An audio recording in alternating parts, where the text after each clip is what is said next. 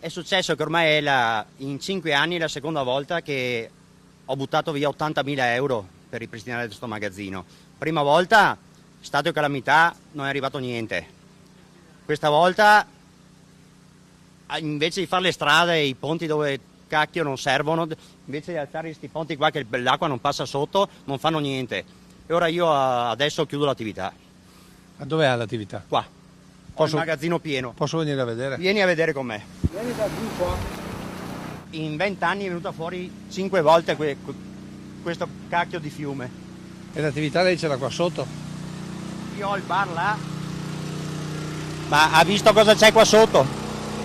Io ho altre 60.000 euro di spese, 60.000 euro di spese, ne ho già spesi 80 5 anni fa, e loro fanno i ponti per il percorso per le biciclette, invece di alzarmi un ponte qua dove l'acqua non passa sotto. Ma cosa devo fare io? Chiudo l'attività, io non so più cosa fare. Secondo lei cosa devo fare? L'ultima volta l'acqua era fino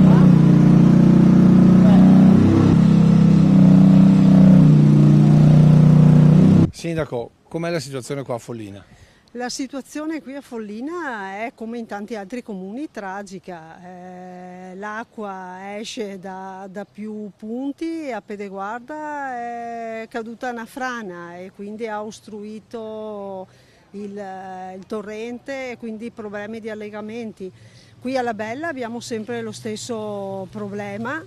Ci sono dei corsi che sono sempre più stretti e queste bombe d'acqua sicuramente non aiutano. E adesso cosa fare allora? Adesso qui alla Bella abbiamo già dei progetti per quello che riguarda, dobbiamo alzare ponti, dobbiamo rifare muri.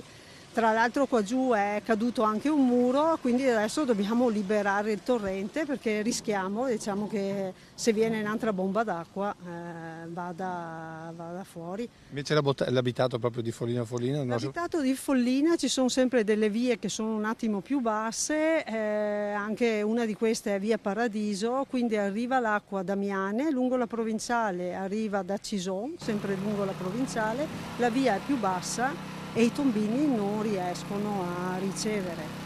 Tra l'altro c'è il problema, diciamo, che c'è il fiume Follina, quindi quando il livello è alto invece di ricevere butta fuori anche il fiume. Però tutto il comune ha delle problematiche, anche, diciamo, Farò, che di solito perché è più alto,